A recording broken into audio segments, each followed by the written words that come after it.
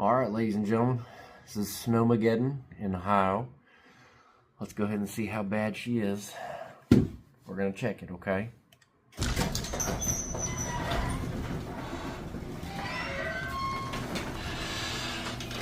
Oh my lord.